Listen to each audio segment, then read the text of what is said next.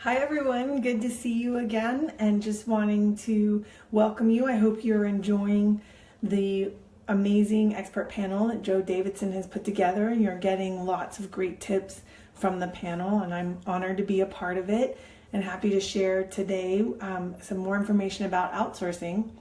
And if you have questions either during the live broadcast or afterward, feel free to post them in the comments or PM me, and I'll make sure to address them either in the comments or on the next call, which will be 2 weeks from today at noon California time and 8 p.m. UK time, 3 p.m. Eastern. And yes, so I hope you're getting a lot out of it, and I'm excited to share more today about outsourcing, because the more we can let go of that's not our zone of genius, then the more we get to be in our zone of genius, and therefore the more we get done. But more importantly, the more fun we have doing it. And that's just, why not do it if it's not fun? And so what I wanted to talk about today, as far as how to find the right virtual assistant for you, it's not so much about interviewing techniques or things like that, but more about the different types of virtual assistants and virtual assistant companies that exist out there. And so there are 4 that I'd like to cover today, the 4 categories. And the first is kind of like the staffing agency style or model, where you work with one company and they assign a virtual assistant to you, or you pick one or whatnot.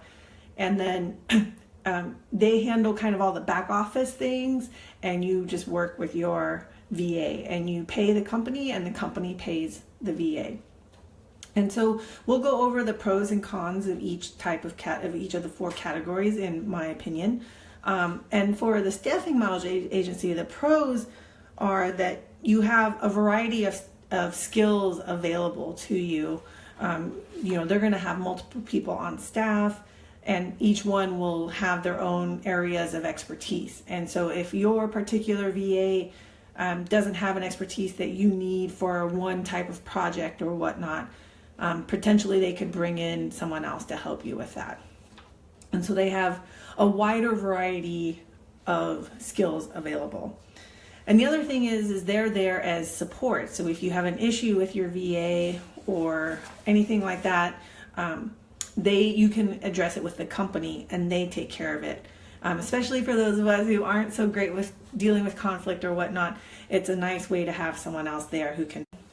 And then some of the cons are for using a staffing agency model is that it can be expensive. You are paying for overhead to have that back office support, so it can be expensive. And the other is that there's sometimes they have like a minimum hour requirement or like a block of hours. So, you pay a flat monthly rate for 10 hours of support. And if you need more or less, it varies on the company on how they deal with that. So that might be something you want to research if you know for sure you have 10 hours a month of work, or you're not sure, or some months you have more, some months you have less if you're a seasonal business. Things like that you'll want to think about to see if a staffing agency model is the right fit for you. The next category are what I call tech platforms. And so those are like, if you hear about Upwork or Fiverr or things like that, where it's more about using technology to find a VA for you, and it might be for one project kind of thing. The pros for that is that they're usually easy to use. Tech companies really focus on user interface, and so they make it really easy to get started and to get going and keep going on their platforms. The cons are that it can be overwhelming. I've heard stories of you put a request on Upwork and you get like 70 bids or proposals on the project you want done. So how do you weed through all of that to find the right one? Or the quality can be inconsistent. And you might get a great thing one project and a not so great thing the next project. So your first project might cost you $5 and the next project costs you $200, because it takes a while to find the right fit, the right results for you. And then, but that is also a pro in that they do tend to be cheaper. Another con is that, as with most tech companies, like you've heard people say, Google or even Facebook or whatnot, it's hard to find the contact us number for customer support. You end up going on chat or email, or even just, they don't even have that. You can only just look at their frequently asked questions page or user support form or something like that. So that might be the case with these tech platform companies as well. And also, if you guys want to share your positive or not so positive experiences with these different types of VA companies, I'd love for us to have a conversation in the comments or even live now about what have been your experiences with these different types of models. The third model are VA companies in low-cost countries like India or the Philippines. The pros for that is that they're very cheap. Oftentimes they do have good English skills, so it's easy to communicate with them. Some people have said they like where, because of the time difference, they'll put in a request and they go to sleep and then the next morning it's done. The cons are that they're not used to Western management styles, and so you have to be very explicit about what you want done and how you want it done and when you want it done by. And the feedback I've heard is that can be frustrating to the point where they don't want to use them anymore. So just something to think about, like, yes, it's a lot cheaper, but also you are, if you're not used to managing people that are not from your culture, then that can be a bit trying as well. And then the last one I wanted to talk about are what I call independent VAs. And those are, you'll see a lot of them, and they're great. They're, just the one person, kind of like a freelancer type role, and they're, that's their business, and that's fantastic, and that's what they love. So that's the pro, is that they're the expert at what they're telling you they can do. And that tends to be what they focus on. Like, you might have a social media VA, or a billing VA, or a MailChimp VA, or something like that. And they do tend to focus on, they have multiple areas of expertise, but those are their areas of expertise. And then another pro is that all the money goes to them. Like the other three categories I listed, there's overhead. So when you're paying that monthly fee or the hourly rate, you're also paying for overhead for the support that the companies provide, whether it's the tech platform or the sourcing of VAs or managing of the VAs and things like that. So with using an independent VA, you don't have that overhead, but that also means you don't have that support. So it's a pro and a con. So all of your money goes directly to that freelance VA, but at the same time, that means there's no behind the scenes support. So you're the one who has to manage them. And if you need more than one VA, for instance, you need a social media VA and another type of VA, a CRM management VA type thing, now you're the one who has to manage multiple VAs, whereas another, like a staffing agency model, the company would manage multiple VAs and you just kind of work with the company. And also, it is only them, so if they go on vacation or they get sick or whatnot, that could impact their support on you, and therefore could impact your business. And so you want to think about that, or when you're talking to them, ask them, what is their backup plan for when they're on vacation or get sick. Some freelance VAs will actually have a team of VAs to support them, so that might work as well. Or they might be by themselves, a solo freelancer. And with that means there's a wider variety of levels and skills.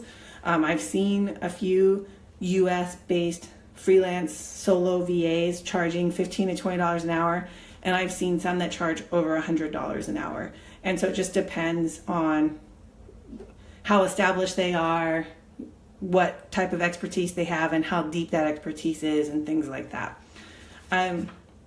So those are kind of the four in a nutshell: staffing model agency, tech platforms, low-cost countries, and independent freelancer VAs. And you can kind of figure out which one works best for you and what you want to do with it, or how you want it done. especially it really depends on what you like. Like some people want, with the freelance VAs, they feel like they become part of their team, they get to know their business, and they like that. Other people would prefer to use a company so that there's backups available, a wider variety of skills, and support with the managing of the VA. Some people like using the tech platforms and the low costness of the tech platforms and the low cost countries. Other people aren't comfortable with that. So it's really what your comfort level is, and using that to choose the right freedom maker for you. And so, and kind of in line with what I talked about last time, there are 2 rules that I have for choosing or for outsourcing. The first is letting go what you're comfortable letting go of. And the second is, of those things you're comfortable letting go of, what are the ones that are easy to set rules around so that it's easy for someone else to pick it up and run with it without constantly having to ask you for questions. An example I like to give is with me, outsourcing my email monitoring. I feel like I would need 100 rules for someone to know what to do with each email or with my email, and with each of the 100 rules, there'd be 100 exceptions. So that's not something that's easy for me to outsource, and therefore I haven't outsourced it. And so that's something to think about. Like maybe start with something small that you are comfortable with outsourcing, that's easy to set rules around. And then when you have that, then that will help define what kind of virtual assistant you would want to work with. For example, literally just yesterday, it occurred to me that sitting in my email were a couple of blog articles that I had been quoted in or featured, or I should say my company had been quoted in or featured, and they had been sitting in my email waiting for me to go post them on my blog and then share them on our company Facebook page and things like that. And it occurred to me that it wouldn't be that hard to have someone else do it, and especially someone with writing experience, which is someone that I do have on my team. And so I called her up and I said, could I send you these emails, and maybe don't post them all at once, maybe one a day or every other day or something like that. Just jot a paragraph or a few sentences highlighting what we were featured for and how it relates to the business, and then go post it on our Facebook page. And she's like, yeah, no problem, I can do that. And so that's one little thing that I outsourced that I'm comfortable with outsourcing, and it was very easy to set rules around. It was, take a look at how I write. It doesn't have to be my voice, but it needs to represent the company's voice. And she's a writer, so she knows how to do that. I already have a relationship with her, so I know she knows how to do that. And then just go ahead and jot something down, throw it up on our blog, and then share it on our Facebook page. And so then those are the rules, and it was very easy. And that's the other thing that I'll actually cover in more detail next time, is how do you create what I call set it and forget it systems. And there's the trigger, the tools, and the actions that need to be done. So the trigger in this case is me sending her an email saying, here's a blog that we were featured in, or a podcast or anything like that. And then the tools were, she now is an admin on our Facebook page. She has the login information to our website. And I think there was a couple other things that she needed. And so the trigger is, I'll send her an email and say, here's the blog. So she'll jot something up, throw it on our website, and throw it on the Facebook page. So those are the actions that she's going to take. Now, some of you might be cringing, like, don't you want to read it beforehand and make sure it's okay? That is up to you. For me, at this point, I'm comfortable with reading it after she's posted it. If over time I see that her language is not representing the tone or the voice of the company that I want, then I can re-engage with her. But I'm not worried about it at this moment, so I don't feel the need to review it before she posts it. Now, if you are, that's perfectly okay. And that's the rule that you can set with your VA, is that before she posts it, she sends it to you for review. Once you okay it, then she can post it. And that's another case where it might even be two separate people. Like maybe you have a writer who isn't tech savvy, which is highly possible, And so you have the writer write it, she sends it to you, or she sends it directly to your tech person or your posting person. And then the posting person makes sure the keywords are in there, or the tags or whatever, the links, whatever needs to be done, and then posts it and then shares it. So that's an example where you might use 2 VAs for one task.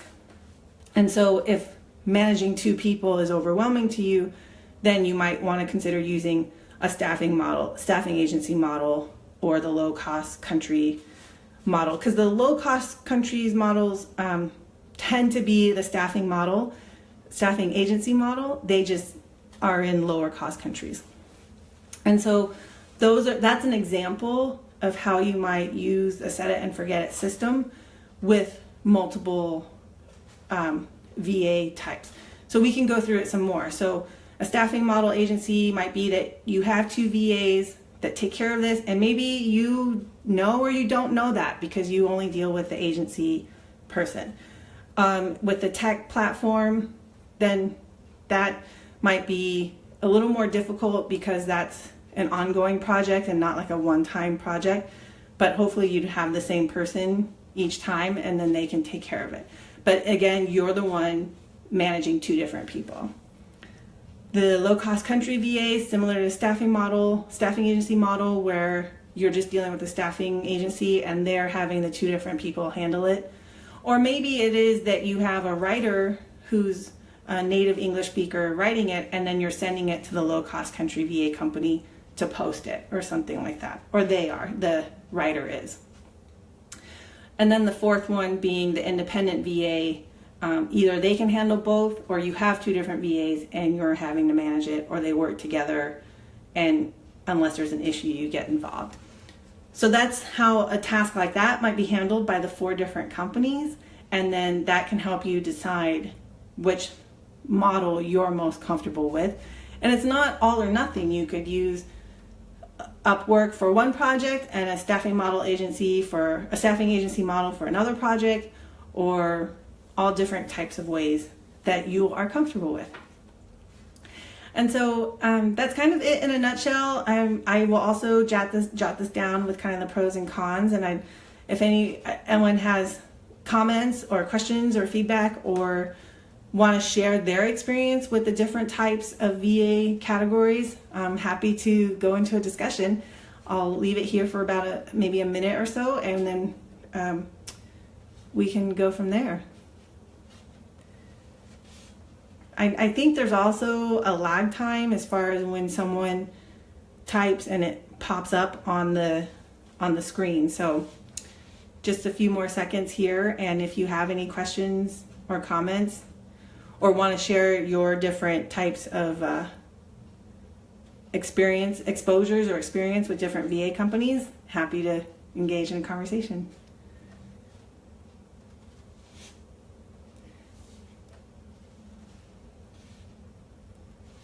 All right, well, again, my name is Laura Venner. My company is Freedom Makers Virtual Assistant Services. We provide military spouses as virtual assistants to small business owners. We are the staffing agency model. And one thing about us is we don't have minimum hours, so that people can use us for one-time projects as needed, or ongoing support. And if you want to chat more, you can PM me, or probably the easiest thing to do is go to our website and schedule a call with me. The website is www.freedom-makers.com, makers with an S, or just post your comment, questions, or experience in the comment section, and we can engage in a conversation there. All right, well, it was a joy to spend time with you again today, and I will see you again in 2 weeks on Thursday at noon Eastern or Pacific, 3 p.m. Eastern, and 8 p.m. UK time, and we'll be talking about how do you create set it and forget it systems. Thanks so much. Bye.